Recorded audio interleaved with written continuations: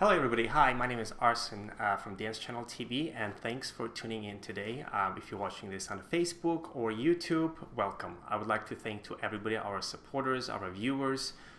Thank you for your love of dance, and really I appreciate all of you for being part of this community. So today I have a very special guest. Her name is Anna Miller.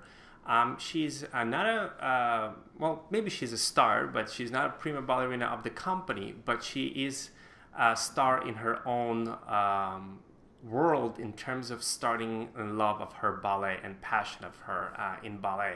So I would like to this video would be great if you guys know anyone who's starting the career in dance, if the parents are right now have a child who is in ballet, just to educate those young kids, as well as to understand the path of ballerina. And Anna Miller will tell us to help us out and to give us a message, what is it like and what is it for her the path was. So hello Anna, how are you?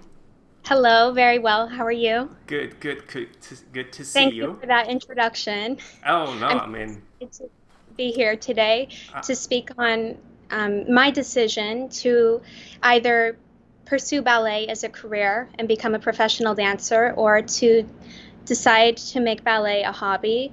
And I'm especially grateful to be able to express my personal story on a platform like Dance Channel TV. And I'm not going to, as a precursor, I'd just like to say that I'm not going to try to represent the majority of ex-ballerinas who are now pursuing other careers.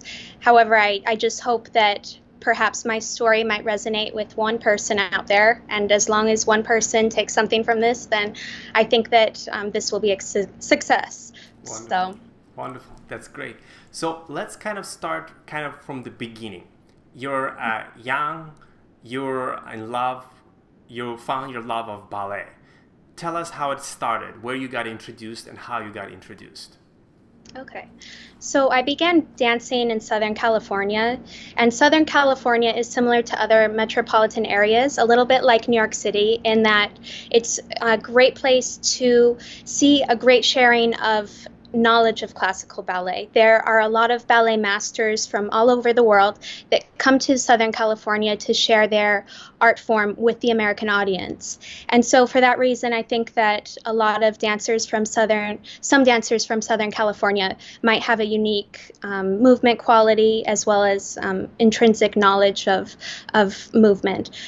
So I began dancing and training with the ABT curriculum, which is a combination between the Cecchetti, French, and Russian Vaganova techniques.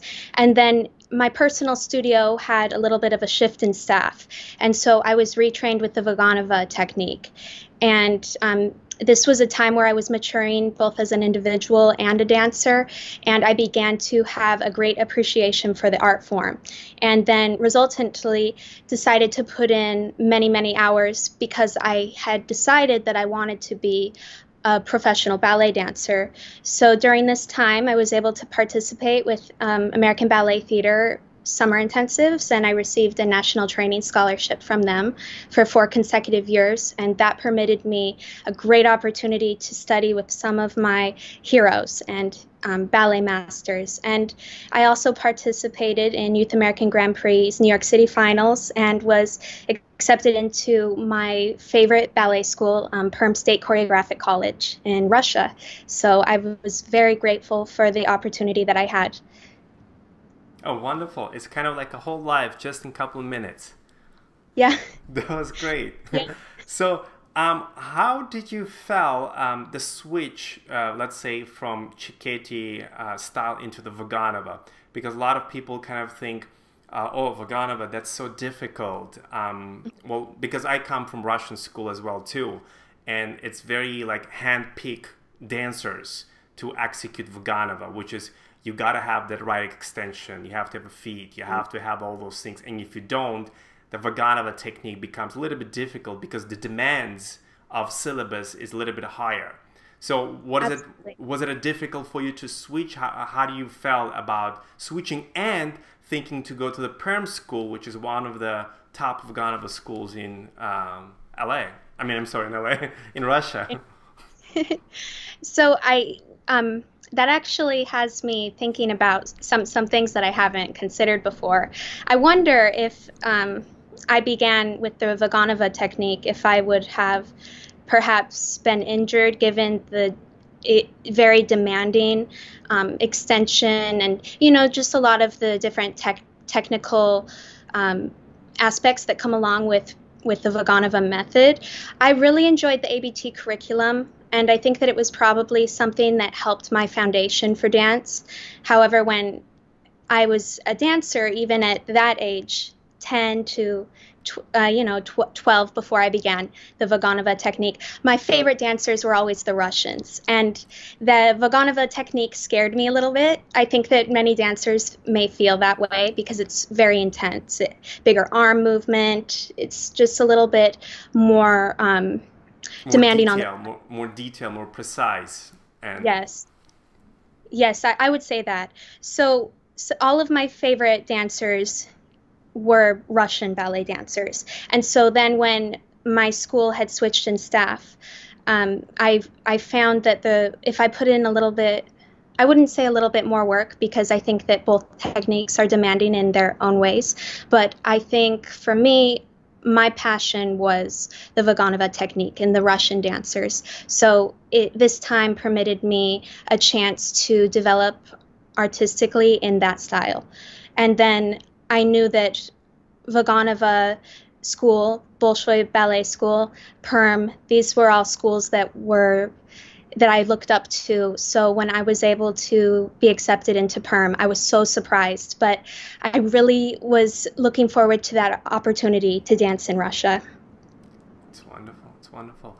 Now, when you were young and you had all those passion to dance, doesn't matter, in Russia, United States, and then suddenly you said you were auditioning and you got injured.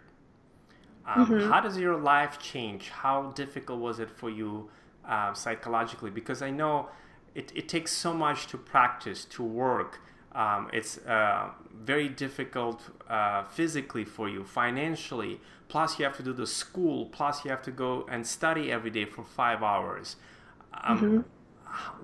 What did you experience? Because again, in the United States, dance, they don't see this as a profession from the beginning, even when they're in the school. Then there's a point where kind of like there's a decision making. Okay, either you're going to a professional company or you're going to college. So what was it for you? So this is when the story becomes a little bit complicated. Simultaneously with receiving those scholarships, I was faced with obstacles that are associated with ballet, and I think that every athlete, artist, as well as dancer is faced with those obstacles. Some are faced with more obstacles than other. And I think sometimes no matter what a dancer's drive or ability is, those obstacles produce burnout. And for a long time, I accepted the obstacles with grace and worked extremely hard. I had problems with my bone structure of my arches. So that problem permitted that aesthetically beautiful arch to not be something that I had. And many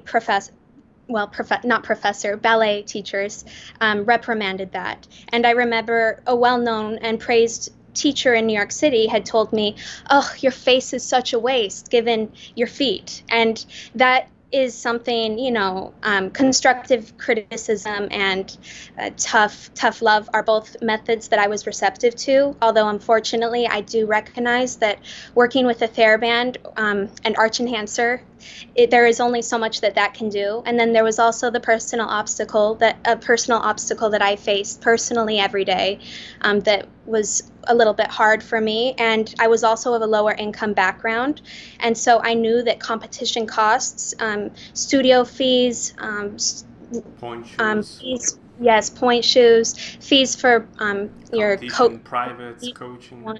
Yeah, that was a huge inconvenience to my family, and so when I was accepted also into the Russian Ballet School, I know that these schools have a designated weight limit.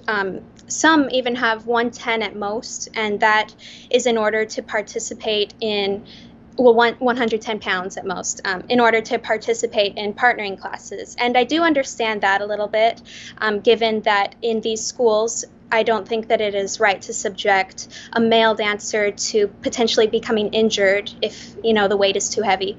But I also see the other side, because I actually had a friend during this time who a few months prior had performed this beautiful La Bayadere shade variation, and then she actually passed away from anorexia.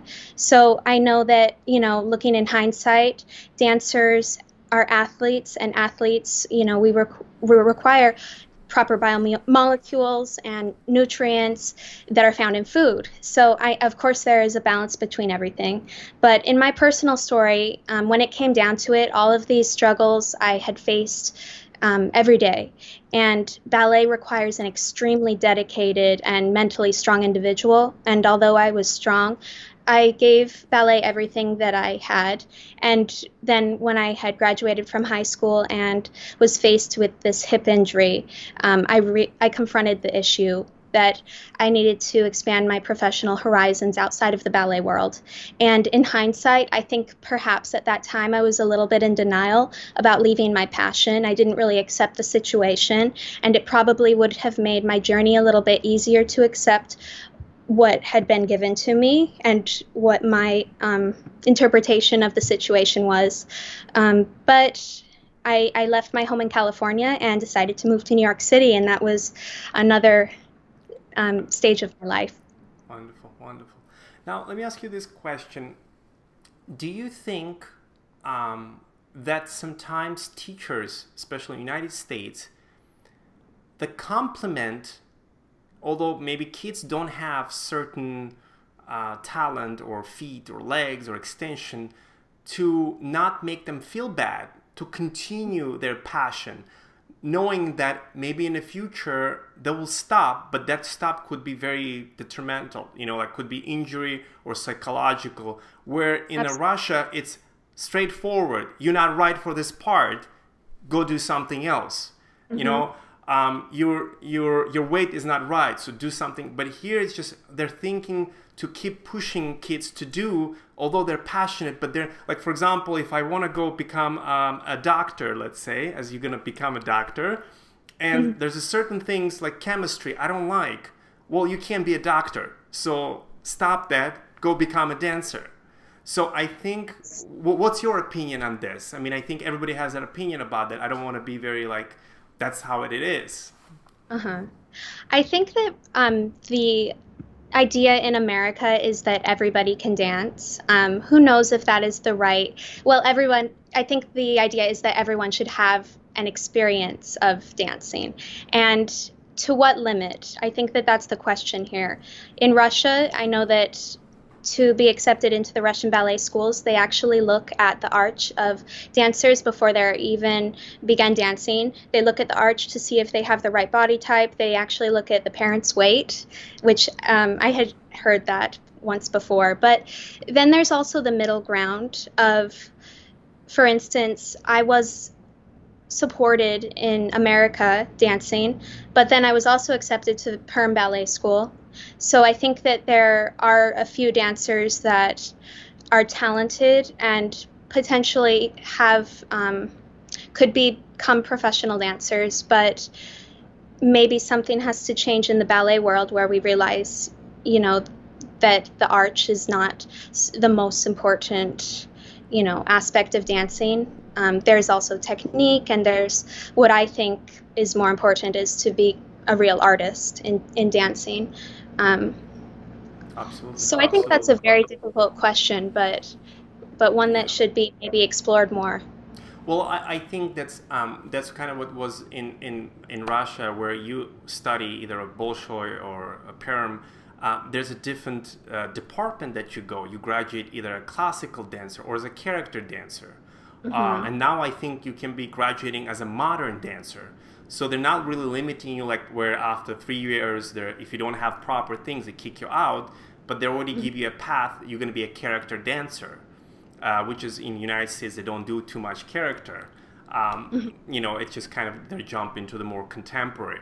And some people go straight to the classical ballet thinking they're going to be a contemporary dancer, knowing that you still need that technique in the future.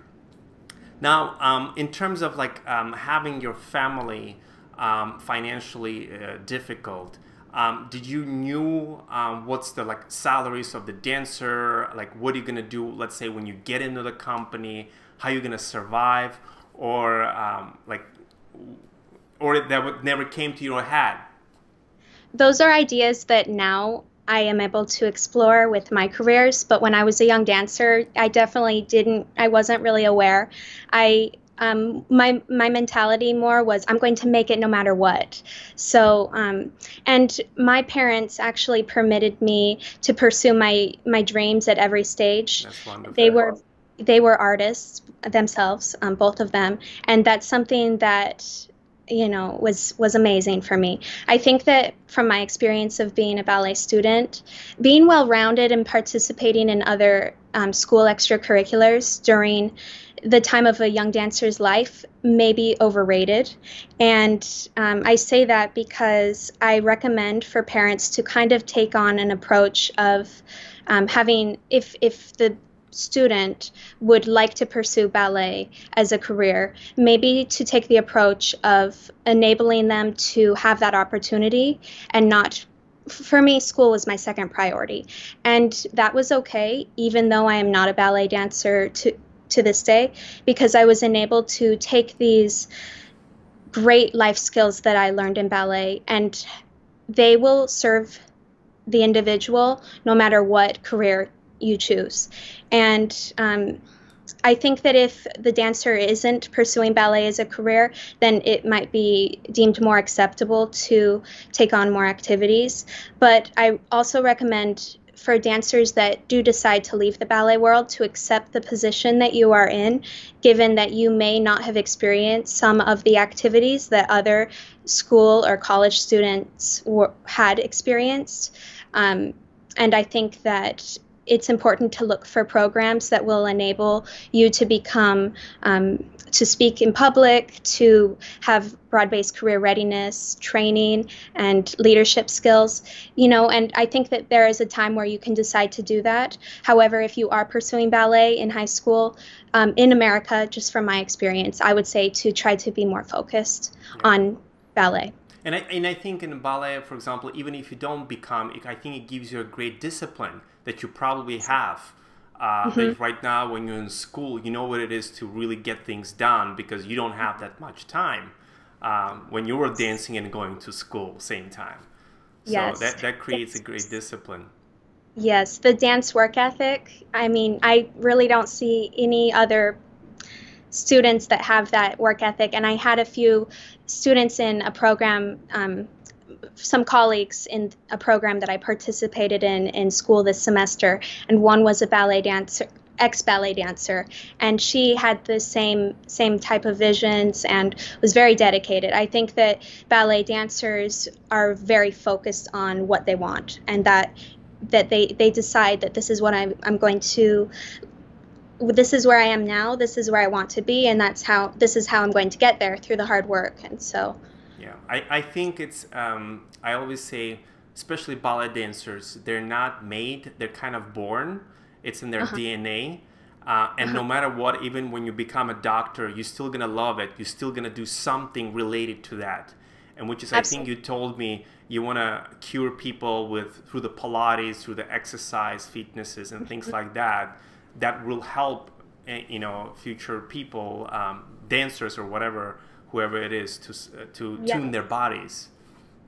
And I think that dancers have this really instinctive and intimate knowledge of physiology and movement. And that is the reason why a lot of ex-dancers enter the health fields. Like, for instance, I know that Miko Fogarty, we actually competed in a competition in New York City, and she's a beautiful, beautiful dancer. And we reconnected recently on social media, and she is pursuing a medical degree as well. So I know that there are a lot of dancers out there that are either in the STEM fields or pursuing a health profession. And then the other aspect of that, the reason why ballet, I would never regret dancing and my background, is because I think that the arts are so important. STEM, science, technology, engineering, science, these are things in the education system that are very important. But I think that arts needs to be a part of that as well. Absolutely, absolutely. Now, with this crazy epidemic or whatever right now calling, I'm not into politics. I say some jokes people say. Right now, if you say COVID-19, they say I'm not in politics. So, it's true.